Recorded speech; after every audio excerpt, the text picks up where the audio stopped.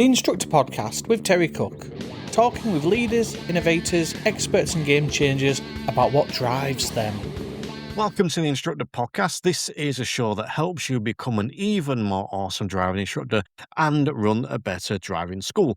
As always, I am your splendid host, Terry Cook. I'm delighted to be here, but even more delighted that you have chosen to listen because we are back with another episode from the vault.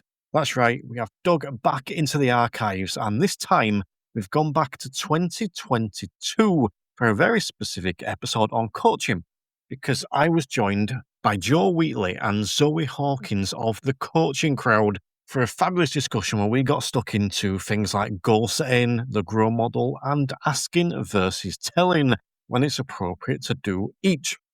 But if you want to find out even more about coaching, check out the Instructor Performance and Psychology membership, the IPP membership. Over there, we've got entire collections on things like coaching, growing your business, and even the standards check and part 3. So if you've got one of those looming, this is a perfect place to come and get some additional online training.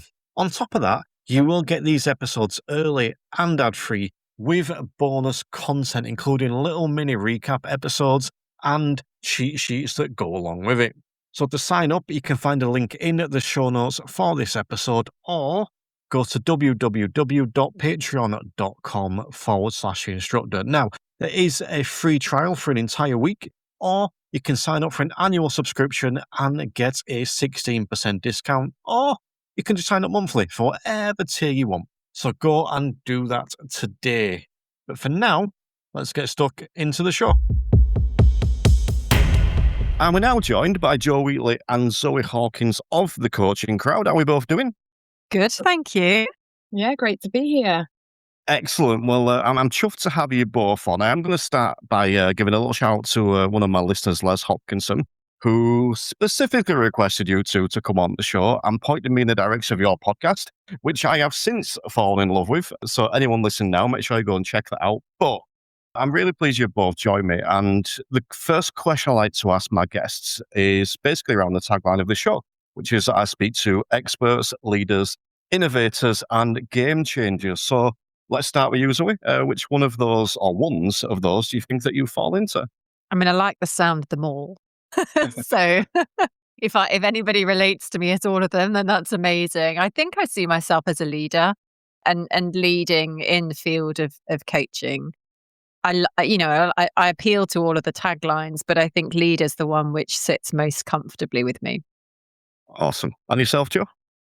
Yeah, I think we're seen as leaders. I think I also like to be seen as a change maker. I think that our approach to coaching and mentoring is different to other coaches and also other coach training bodies and organizations, because our particular area of focus is around emotions coaching. And I think in that way, we are change makers in the way that we support people as coaches. Yeah.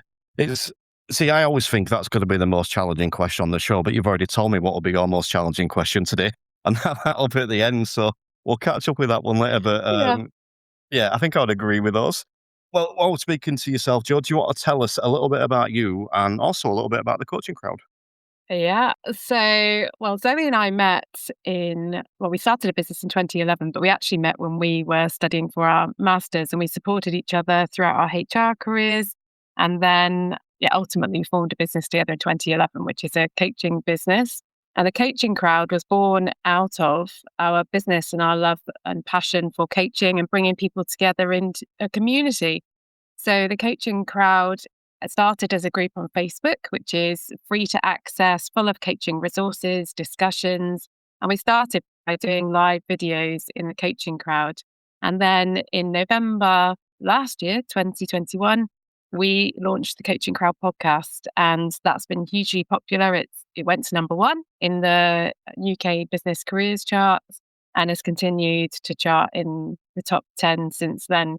So we've always talked about coaching behind the scenes, and often we would have said, oh, only we could have recorded that. There was actually some useful stuff in there. And then obviously one day we decided that we would make that available to people. So we are very keen to make coaching resources available to people free to access because not everybody has a budget to be able to do a full-blown coaching qualification. But we then obviously go all the way up through to offering master's level coaching qualifications. So we first and foremost are a coaching training organisation offering introductory, intermediate and advanced coaching training, and also CPD for coaches, so continued professional development. And then Zoe and I also coach in our own right. Awesome. Anything you want to add to that, Zoe? No, I think it's well covered. I think, as you know, Terry, when you do something like podcasting, it's always a labour of love, isn't it? And the opportunity just to share what you're passionate about is something both Jo and I enjoy, and it happens to be our business. So I think we're very fortunate in that space. Yeah. And we'll definitely come back to those later on. But I mean, just on the podcast, I mentioned it before, and anyone listening, I think it translates really well for driving instructors. I think there's a lot of stuff that we can take from that. And I'm a big believer in going out and testing something. So, people can go out and check out your podcast and find out if you're right for them. And I think that's a really good place to start. But this is the podcast for driving instructors. And today we're sort of primarily talking about coaching. And speaking before I clicked record, there's a lot of mixed feelings, shall we say, in our industry about coaching. There are people that swear by it and say there is no over approach. And there are people that say that it is the work of the devil, burn it with fire, and everything in between. So I think I want to start off by asking you your definition of coaching. So I'd be keen to see if you kind of share the same sort of idea on it, if you've got a slightly different take. So we'll go with you. So what would your definition on coaching be? I think in its really simplest format, coaching is a process, firstly. And what that process does is it enables you to facilitate helping somebody from where they are right now to where they want to get to. So I guess in its simplest form, from someone who doesn't know how to drive to somebody who passes their driving test. And those goals can be anything and wide ranging in the field of coaching. So that's it in its simplistic format. But obviously there's a lot of sophistication that can go into coaching. It's about listening deeply to somebody, the things that they do say, as well as the things that they don't say. And as Jo shared, we have a very special interest in emotions. And I should imagine lots of your students have a whole range of emotions when they come to learning to drive. I remember it myself. And so coaching is about being very compassionate, but also courageous around understanding where somebody is at on their journey and how easy or hard their goal might be, and being able to tailor the support that you give them to support them in their journey to achieving what they want to achieve. And I mean, we can, as you know, talk for hours about coaching, but I think in its simplest format, that is how I would define it. Yeah, I think you mentioned emotions there as well. It's something I didn't anticipate as much of coming into this job. You go from the extremes of like the fear and the genuine fear of actually just starting a car to, when they pass or when they do something that they're proud of for the first time, and that joyousness is the range of emotions you can get just from like a 2-hour driving lesson is crazy. But would you have a similar take there, Jo? Or is there anything you would add differently? Or Yeah, Zoe's described it in its simplest form, and I think that we call it the gap, the difference between where somebody is now and where they want to get to. And what we coach people around is what exists in that gap. So we talk about the emotions there that people experience, which are normal, natural reactions for people to have when they're doing something new for the first time. But what is it that gets them stuck or is generating a response that isn't helpful for them to achieve their goal? Is it their beliefs, for example, about who they are? Some people might think, well, I'm not a driver, or I'm not old enough to do it, I haven't had enough experience. Or is it their beliefs about the person that they're working with? Because when I look back, I don't think I got to choose my driving instructor. I think my parents said, right, we've booked you driving lessons. And it's the same with coaching. I could be a fantastic coach for an individual, but not all individuals. Some individuals, they would be a better match with another coach. And so what we work with is what's in the gap, whether that is their beliefs or if it's their capability. There's a whole range of things that might exist in that, and helping them to figure out what's in the gap and how we can bridge it for them or support them to bridge the gap. Yeah, I must admit that term about coaching the gap, I first came across that through your podcast, and that was one of the, those light bulb moments. I think it's what I was doing anyway, but I didn't have a terminology for it. And I've actually brought that into lessons, something I speak about now, which is cool. But you also mentioned there about, not choosing your instructor. I mean, just when it comes to coaching, I would assume you take a similar approach to that if you would want the coachee to choose the coach in that sense, you don't want someone to work with you that doesn't want to work with you. Is that what you concur with? Yes, we have chemistry conversations. That's the term that's used in the field of coaching. Or sometimes they're called a discovery call. So it's the opportunity for the individual that wants to engage in coaching to have a conversation with you as the coach, but also, ideally 2-3 different coaches, so that they then can make that decision who they want to work with and get excited about working with that person. Sometimes when if you work with an organization, they'll want to choose the coach, but there still will be a chemistry call. And in all honesty, 99% of the time, the person does want to work with you and they're excited at the end of that chemistry conversation. There's something very important in coaching, which is about permission. The person having permission, having control themselves about who they're working with, and choice, which is another fundamental part of coaching, which is enabling the person to recognize the choices that they're making that are keeping them stuck, and to be able to identify new options and choices that they can make in order to help them achieve that end goal that they are working towards. Yeah, and it's interesting there because I'm kind of flashing back to when I first became an instructor. I worked with a national school, and I'm independent now. And when I was with the national school, I would get students sent to me. So they wouldn't choose me. They'd go to the national school, they'd send me. And I got on with most of them. But since I've been independent, I get on so much better with my students. And I've realized the difference is they're choosing me. Whereas before they were choosing this national school. Now they're either listening to my podcasts or they're seeing my stuff online and thinking, I want to be with that person. That's who I want to teach me. And we've already got like a bit of a connection there. So yeah, I think that's really relevant. But I want to ask you a little bit about coaching and maybe potentially some of the misconceptions. So I'll come back to you, Zoe, because one of the things I'll see a lot in the sort of social media for instructors and whatnot is that coaches can never tell. The job of a coach is purely to ask questions. We're never allowed to actually answer the question. What would your response to that be? I think there's a continuum in coaching. There's a continuum in coaching between the purest sense, which is only asking questions. And at the other end, I think there is what we would describe as mentoring, which is, I have experience of this, let me share it with you. And, and let me tell you, what you can do and some of your options. But wherever you are on this continuum, our belief is that great mentors, or perhaps instructors, more traditional instructors, are also great coaches. And great coaches can also be great mentors. And the important thing is you need to know where you're operating on that continuum. So if you're a coach, but actually what you're doing is telling somebody what to do all the time, then that's misrepresenting coaching and who you are and what your approach is. I think there is a place for all of it, depending on what the client needs. So I think it would be incredibly frustrating in a coaching session to be asking question after question after question, and your client asking, do you have, I'm really stuck here. Have you got any ideas? And as the coach at that point, you have to make choices around, is it appropriate for me to share or is it not appropriate for me to share? And one of the things that we look at in coaching is, what would that do to the relationship? So would it enhance the relationship? Would it continue to build rapport? Or might it disrupt some of the power balance? And I think in your industry, there is obviously a place for instructing, that you're coming to learn to drive, and there is a place where you're going to need instruction. There's also a huge place for empowerment and enabling the person to feel like they also have resources and things to bring to the table.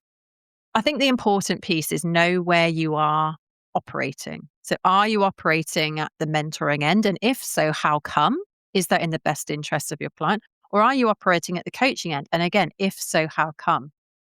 All of these skills along that continuum will do different things. And I think the more awareness you have of what you're doing and when you're doing it and why you're doing it, that's essentially what you can gain from, from coaching training, for example.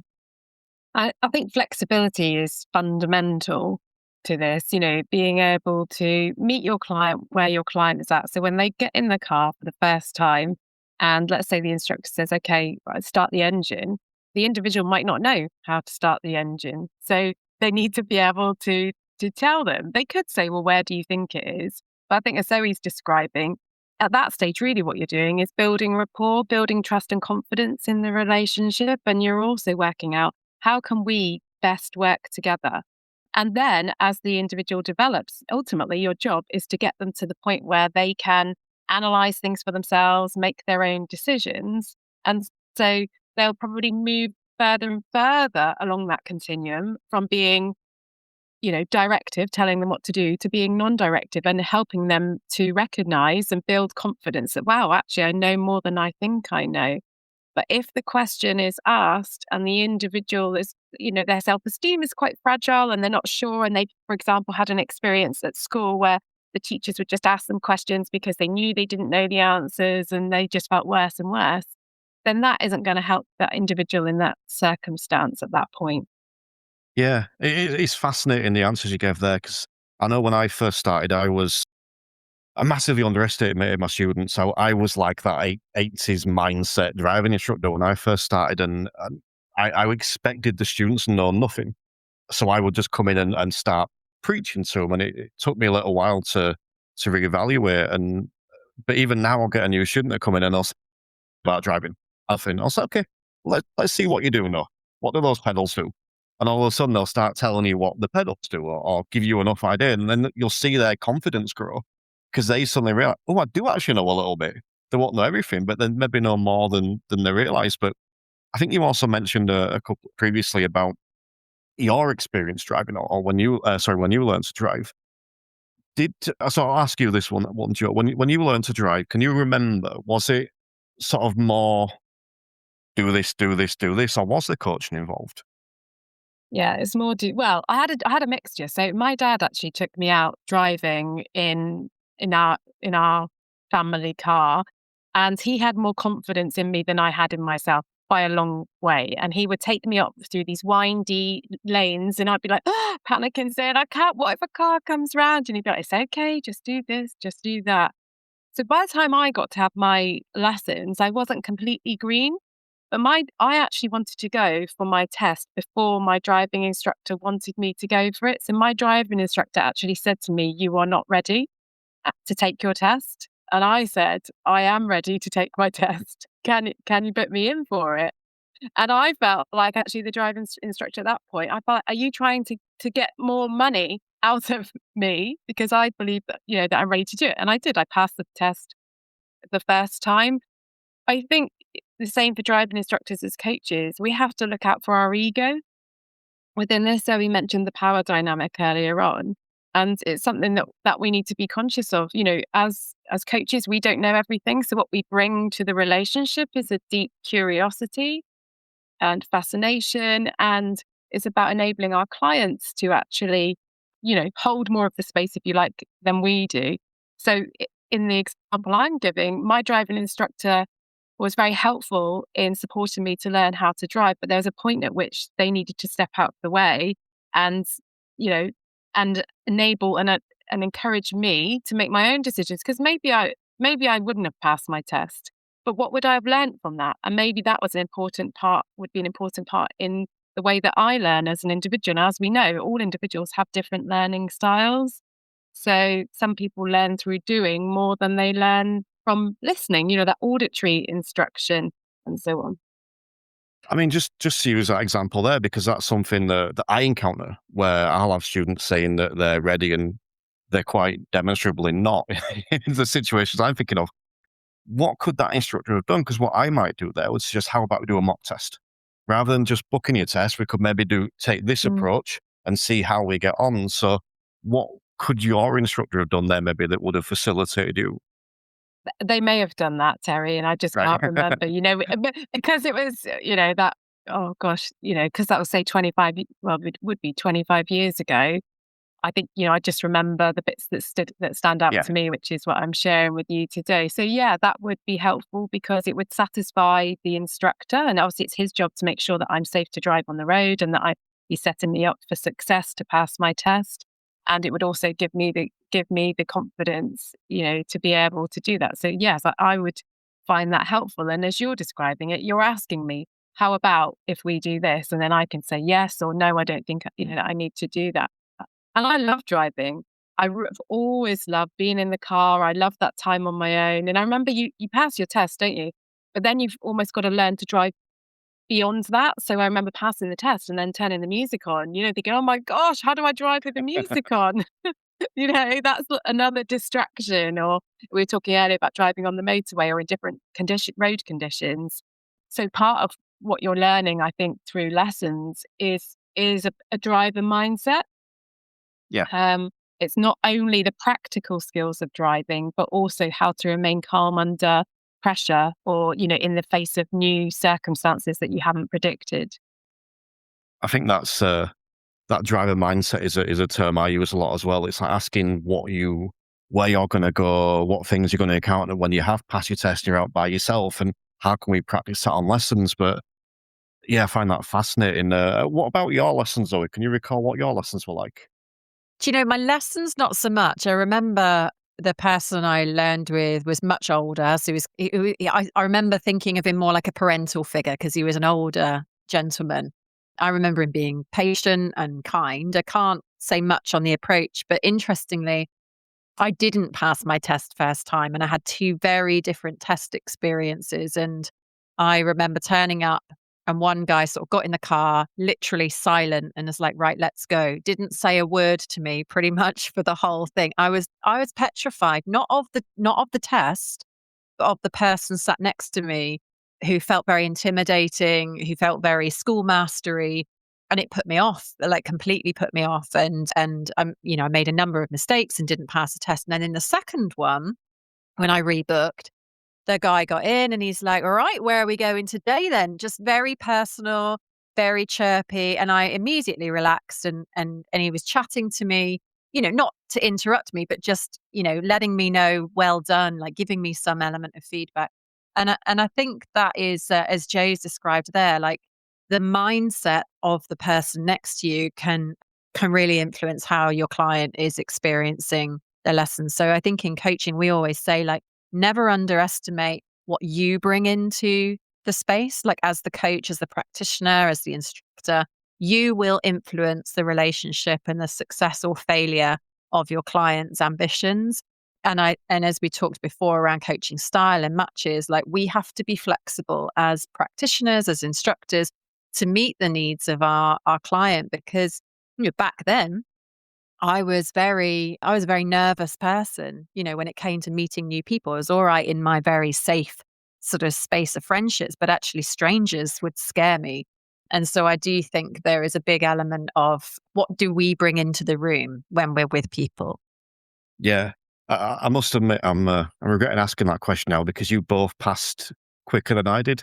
I passed the fourth time, and on one of my tests, I got in the wrong car. So that tells you my mindset going for a driving test. But yeah, just touching back on what you were saying there, Zoe, about sort of the impact we have. I can always remember that's something I've always had good feedback about. It's like I make people feel comfortable.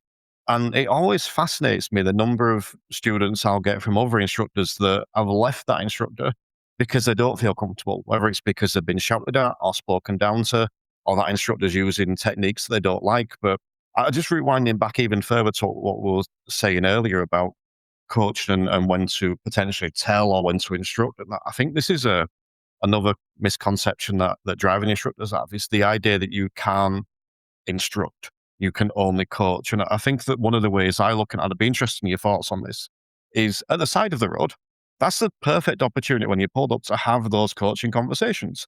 And you can let the learner, control those conversations, whether it's a brief conversation, whether they want to spend 20 minutes telling you about all the figures.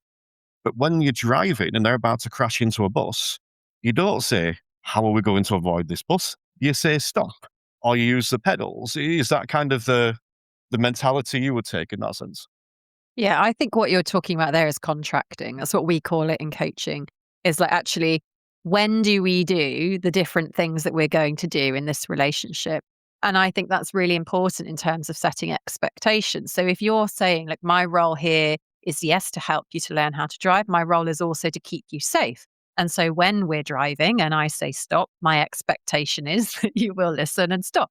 When we're at the side of the road, I may ask you questions around how you think you're doing. My expectation there is that you'll share more of what's going on. What would you expect from me? It's a two-way conversation so that your relationship is mutual and you both have really clear expectations around how the experience is going to be. Because if there isn't an expectation around the instruction side of things, then that might be where the client experiences conflict or resistance because they're like, oh, hang on a minute. I wasn't expecting you to be telling me things, or as Joe's described, if they're being asked questions all of the time and that comes as a surprise, their internal critic might be, am I not doing things right? Why is he asking me all these questions? Like, what is he, what's he thinking that I'm not doing so well? So it's just got to be clear, I think. And that's what we call in coaching contracting, so that we both know what's happening in this relationship and how the experience is going to be for both of us. And it just takes away the confusion, the potential for conflict, and also probably some anxiety around the not knowing. Yeah. I mean, that's interesting for me because I'd not put two and two together before, because one of the things, again, we do as instructors is we talk about who's taking responsibility for what. So it might be we're, driving early on in the lessons, we're driving down the road, they're going to take the left turn. So they may take the responsibility for setting off, pulling up, and the left turn. But I may take responsibility for helping them get around the parked car, for example. But if we don't discuss that beforehand, they may then potentially having a problem going around that parked car. So I find that's that putting two together and coming up with forward. I've never done that before. But I want to move on a little bit and speak about goal setting, because this is something that, again, is another sort of hot topic in our industry, and that the learners come out to the car, and there are instructors out there that are massively against the idea of letting the learners set, or at least help set their goal. But in terms of a coach and a coachee, or an instructor-student relationship, Joel, who should be setting the goal there for the lesson, do you think? I think this is very closely related to the contracting that we were just talking about. So if the instructor asks the client, what does success look like to you at the end of today's lesson? I think that's a nice, casual, but also focused way to start to talk about goals. And some clients will be able to answer that question easily, and they'll say, today I just really like to learn how to start the engine and pull away without kangarooing down the street. And somebody else might respond to that same question and say, oh, I don't know, what do you normally do on a first lesson or a second lesson, wherever that note tends to come in the program. And so that's where you need the flexibility, because some clients are going to they're going to want to drive it because they're thinking, I'm paying for this, so I want you to teach me what I think you need to teach me over these lessons. And another client might have no clue. They're like, I'm paying you the money. You tell me what you need to teach me in order for me to pass my test. And in coaching, we don't tend to talk about shoulds. We tend to talk about coulds. So who could set the goals? Well, either. But ideally together, you co-create them. You align together on what the plan is. So I'm guessing that people are still purchasing a number of driving lessons. Let's say they buy 10 or 15, however many is the average amount maybe that somebody needs in order to pass their test, or perhaps can afford at a particular point in time. Maybe they'll split it up a bit more.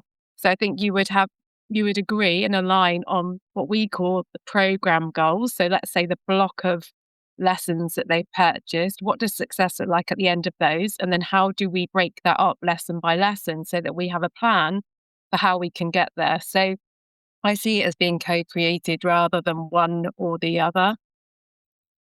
I love that phrase, what would success look like at the end of the lesson? That's better than mine, which is what would you like to achieve by the end of today's lesson. I'm going to steal that. I'll be using that on lessons today. But I think that's right. I think that, we can ask that question. They can tell us what they want to achieve, and then we can help them plan how they're going to achieve it. But I know that one of the models that you speak about on the podcast a little bit, and I know it's quite common in sort of coaching situations, is a grower model.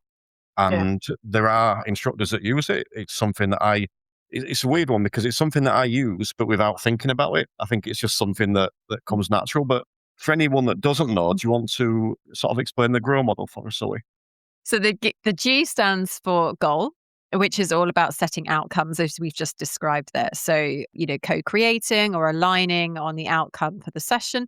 And that might be an hour's lesson. It might be a 10-minute conversation. It doesn't really matter. It's just like, right, we've got 10 minutes to debrief on your lesson today. What would you like to achieve from this debrief? It's, light touch. And it's worth exploring a little bit around, what makes that goal important to the person? How is that goal going to make a difference? So really kind of getting clarity before you move on into the conversation. Then the R stands for reality. And that is essentially like helping the client to really understand where are they now in relation to their goal? What's the impact of some of the challenges that they might be experiencing on their ability to achieve that? What are some of the things that they've tried? What are some of the things that they would still like to do? So just really helping the client to open up and explore a 360 around where they are in relation to their goal. Then they move on to options. So generating different options to be able to achieve their goal. And it's really important in the options phase that you don't take all the options as actions. So it's about being magical and creative. So starting to think of new ways that you might be able to achieve that goal. And then the W is for will or way forward, which is about, so what will you do? What will you take forward? How committed are you to achieving that? What obstacles might get in the way? So it's a semi-structure for a conversation. And you don't have to follow it rigidly, like GROW. You will find yourself moving around the structure of that conversation based on things that the client shares at the time. And the GROW model, I should mention who referenced it, Jo, and you'll be better at this than me, is John Whittingham, isn't it? Or Whitting. John Whitmore. There you go. I always get John Whittingham and John Whitmore mixed up because they're both contributors in the industry. Yeah. John Whitmore is the creator of the GROW model, and he's got a great book, Coaching for Performance, if that's something that people want to read more on. How important is it, do you think, that whether it's a learner or coachee, whatever, that they actually agree and are actually enthusiastic about that goal? What significance does that have rather than just me saying, this is what we're doing today, whether you like it or not? I think that when people are able to own their own outcomes, they are more motivated to engage in that experience. And I also think it's really important that regardless of the experience that you might have in the industry, regardless of how many clients you may have bought to, the test day, you have to believe in your client. Even if you think there's no way they're going to achieve that goal in 10 lessons, no chance. It doesn't really matter whether they do or don't, but you have to bring the energy of belief to your client because that is ultimately what they need. Now, if you get to let's say a client's like, right, I'm going to pass my test in 10 lessons. That's all I've got. I've only got that money to invest. That's it. As the instructor, I would share, engage with that client in the spirit of belief that they can absolutely do it. Because if you bring that energy, they are more likely to be able to follow in that energy and achieve that goal. Now, if they get to that 10th lesson and they haven't achieved it, that's okay because you both brought everything to the table. And so at the end of the 10th lesson, you might say, they don't pass their test. However the process works, you're then able to come back to it and say, okay, so what do we do now? Where do we go next? What's the most important thing for you right now? Whereas if you come at the energy of never going to happen, the client is immediately going to have that energy, doubt themselves, stumble through all of the actions. And if you don't believe that it's possible, then it's not possible. And so both client and coach need to come together, whatever the goals are created and with the spirit of great, then let's give this the best shot we've got. I think a fundamental point to remember here as well is that it's an adult to adult relationship. It's not a parent-child relationship. So engaging with the other person as an equal value, equal worth is really, really important. From a business point of view for the instructor, if they are engaging in a do to rather than do with, and we describe a coaching relationship as do with rather than do to, it's highly unlikely that they will get recommended for future business, because the individual is going to come away and people will say, oh, what's your driving instructor like? And they're probably going to say, don't bother. It's horrible. I hate my driving lessons. I don't look forward to them. I don't even really learn much. And I would even go as far as to say, perhaps the likelihood of them actually even making mistakes in the lesson are increased as a result of the distraction from the dynamic that has been created in that relationship. So if we go back to the purpose of the lesson is to obviously impart knowledge and skills to build competency. And in order to be able to do that, both the person, the learner driver and the instructor, I think, need to engage in a growth mindset. So the instructor, probably the best place to start is role modeling a growth mindset themselves. So they can say, look, I know about driving, but I don't know about you. You're an expert in you. Let's put those two things together and let's work out a plan that's going to help you to achieve your goal. Yeah. It always amuses me, when I get someone on their first lesson and, we'll talk about what they might want to do, what they know, what they don't know, that kind of stuff. And the answer is always, I don't know. You're the instructor. You would tell me. But within 5 or 6 lessons, they'll be texting me between lessons saying, can we do this next lesson? And it's like, you see that growth. And I think, and I'd be interested in your thoughts on this, actually. I think a lot of the time, especially with younger people, they've not been asked before what they would like to do or what their thoughts are. They'll go through school and they'll go through work and they're just told, do this, do this, do this, do this. And when they get asked, given the choice, they don't always know how to answer. Is that something that you've come across before? Yeah, absolutely. Not with my own children. Yeah, when you grow up with coaches, it might be a bit different. But we used to do a lot of work in universities, and we would experience that up until a certain point, you go through school, you're told what to learn, you're told what homework you're going to be doing. And it was at this point I had a power cut. Thankfully, Jo and Zoe are wonderful people who were kind enough to hang about while that got resolved and then finish recording the show. So in a minute, we'll get back to the show. Just before we do, I want to ask you a quick question. Does the idea of coaching the gut feel exciting, or does it feel a bit, overwhelming? We all know that moving from telling to asking is the right thing to do, but when you're in the car, under pressure, and the standards check or part 3 is looming, it's easy to slip back into those old habits. That's exactly why I created the IPP membership, the Instructor Performance and Psychology membership. It's the ultimate reassurance for ADIs. Inside, you don't just get theory, you get the practical tools to actually do this stuff. We've got a searchable library of over 25 hours of standards check expertise, plus all the other content there as well, including things on coaching, growing your business, and mental health. The IPP isn't just about passing a test, it's about your performance and your psychology. It's about building a business where you feel in control and your pupils become truly independent. Whether you need a cheat sheet for your next lesson or a deep dive into the Grow model, we've built it all so you don't have to do it alone.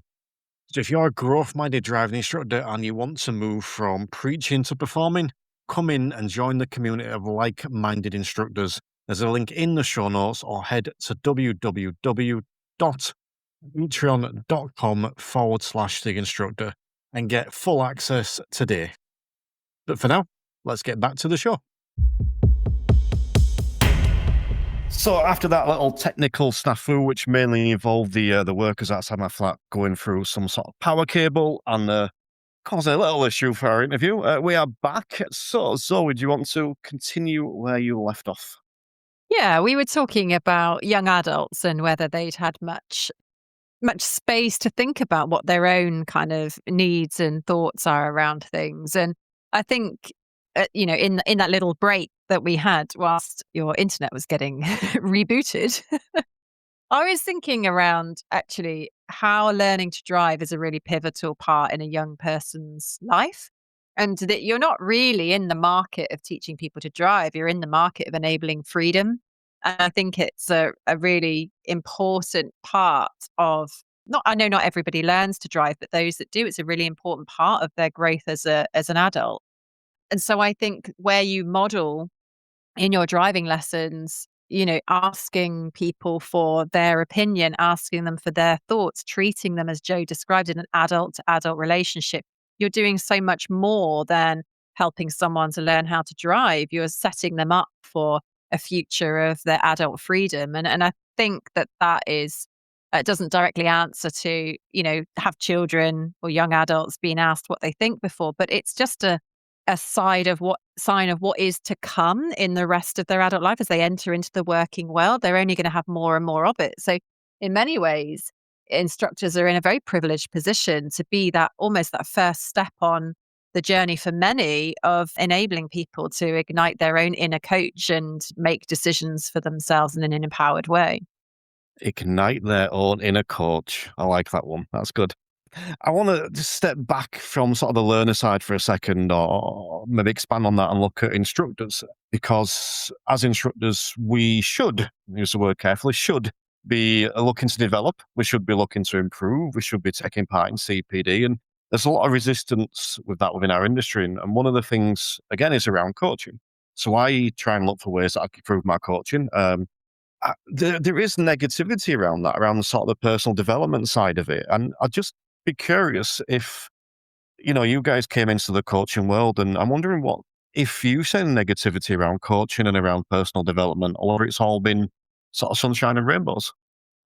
I think sunshine and rainbows, Yeah. I would say. But there can be anxiety around investing financially in CPD and being, we don't know what we don't know, do we? When we see a course, what's it going to actually get for us? What's the return on investment? When we work for ourselves and undertaking CPD requires us to take time out of the business, there's lost revenue from the time that you're spending learning. But actually, it's about seeing the bigger picture. It's about, what you learn, how you apply that learning, the connections that you make, the ideas that you have for your business, and how you can continue to provide an excellent service to your clients. So that would be my take on it. I mean, sorry, go on to. Well, I was just reflecting on, what you were saying around the industry and how it's changed. And I think it's important to acknowledge that change can be threatening for people. And that's probably where a lot of the resistance comes from, isn't so much coaching per se, like it might be some other change that is being brought in.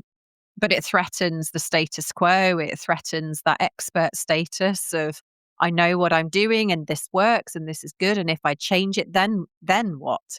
What if I'm not good enough at the alternative? What if I don't so easily step into this new identity that is expected of me? What if I'm not good enough then? And I think change always threatens our sense of safety and the sense of where we've got to. And also to acknowledge that's okay. Everybody is on their own journey with where they are coming from and where they are going to. And I think if you can just bring 5% curiosity to the table in the first instance, you don't have to go the whole hog and be like, right, I'm all in with this coaching malarkey. Just bring a little bit of curiosity. Just open up your mind a tiny bit to think, what if I just tried one thing that was different? And then try that on and see how that works. And after you've tried that one thing, you might be like, okay, well, that wasn't so bad. Maybe let's try another one thing. And so I think it's just having respect for where everybody is coming from, because everyone will be in different parts of their journey and their relationship to learning and their relationship to change, and having some patience as well. And there will be people like you who are the champions, and, you do you and keep doing you, because you'll be inspiring people to follow in your footsteps, and support those who are perhaps slower on the uptake or more resistant to the uptake to be there in their own time. Jo, you were going to build. And I think, I agree with all that you're saying there, Zoe. And also it's that the more I think that an instructor can keep in contact with what it is to be a learner, the experience of what it is to be a learner, the better that they will be as an instructor. So whether you're learning about coaching and mentoring, or you're learning about something else that's going to help you to grow and develop as a driving instructor, being able to be in that position of, first of all, I don't know what I don't know. So we talk about this kind of ladder. There's that place of unconscious incompetence. So I don't know what I don't know. Then we get to that step, which is, now I realize what I don't know. And then we get to, all right, so I've really got to think about this, and then I can do that unconsciously. And actually, when we share that with people, when they start our training, we give the example of learning to drive on our coaching courses. So there's definitely affinity there between the two. But a reminder of all of the emotions that you experience when you are a learner, again, I think is important. Yeah, for your development as a driving instructor, regardless. No, it's I think valid points on both parts there. Well, it is amusing me slightly because I'm thinking back. We get what we call a standards check, which is where an examiner sits in the back of our car and watches us deliver a lesson and assesses us. And that reminds me what it's like to be a learner. And I ignore all the advice that I've given to them over the years and just do the exact opposite and panic for 40 minutes. But yeah, I like the advice there as well about, dipping your toe in the water and trying one thing. It's, the DVSA are encouraging more culture. They call it client-centered learning. And when they brought this in, I think I've said before, kind of the alternative mindset. We can't give people the choice. We're the instructors. We know best. Grr. It was very much like that. And then it was just, what would happen if I asked them what they want to do on this lesson? And that was my starting point. And the fear and the thing that everyone says online is they'll say motorways. And no one's ever said motorways on their first lesson. And even if they did, you'd work out what you'd explain to them or work with them and why motorways isn't necessarily an ideal first driving lesson and go from there. So yeah, definitely a good shot, I think. But we speak about dipping your toe in the water and we can talk about your podcast there. That's an ideal place for someone to start if they were thinking about, going and taking a coaching qualification. They could come in and dip their foot in the water with your podcast. So do you want to take a moment, and I'll let you decide between yourselves who's going to start off with this one, to tell us a bit more about your podcast and the other services that you offer to people? If I start with the podcast, so our podcast is released first thing every Monday morning. So it's weekly and it's normally a 20-minute podcast. So you can listen to it, in a break or on your way to your first client even, and perhaps to set you up for a week. So it's bite-sized pieces of information. Often it's on topics that have been nominated within our Coaching Crowd Facebook group. So we, like you, Terry, like to respond to the topics that our listeners like to hear about. And if you're not one for audio, we also record the podcast and you can watch them via our YouTube channel, which is called In Good Company with Jo Wheatley and Zoe Hawkins. Yeah. And in terms of our services, obviously we are a coaching training organization. So we have programs ranging from self-guided programs for somebody who might just want to start, dip their toe in, gain some foundational knowledge, right through to master's level qualifications for people who are going to be doing one-to-one work and potentially even group work with clients. So we see ourselves as a one-stop shop for coaching services. So both Jo and I are one-to-one coaches, as well as being able to offer our coaching training. Awesome. And those training courses are available in the evening on a weekly format. They're available in what we call a semi-intensive option and also a fully intensive option. And if you're not sure which level would be right for you, you can take our 3-minute quiz, which is mycoachingcourse.com. And if you're interested in information about our different levels of courses, you can go straight to our website, which is rgcompany.co.uk, and you'll find full details, and you can also book there too. You mentioned 3-minute quiz. I'm going to pull on that slightly because it took me longer than 3 minutes because it really made me think. There were a few questions that I don't know what the answer is, but I am a perfect match for diploma in effective coaching and mentoring. So I'll be looking into that next year. That's the level. That's the level 5. Yeah. Yeah. And do you know, Terry, it's really interesting that you reached out to us because we've started to have a lot more contact with the driving instructing industry, which, to be honest, took us by surprise about 18 months ago when somebody reached out to us and told us how the industry was changing. But since then, we've had a couple of driving instructors join us on our program. So it's definitely working its way through the industry for sure. Awesome. Well, hopefully this will help. But yeah, so anyone listening, you can go check out the links in the show notes for everything that was mentioned there. And when the transcription goes on the website, there'll be links over there as well, theinstructorpodcast.com. But I want to finish up with the question that I know you've been mightily looking forward to, and I'll come to you first, Zoe, actually. What is the ultimate driving song? What song am I going to add to my Instructor Podcast Spotify playlist? So I know we had a chat behind the scenes, didn't we? And it was a who's in control of the playlist at the time, because whilst we've been driving around this weekend, my kids have been in charge and I've been enjoying the dulcet tones of High School Musical, which wouldn't be my first choice.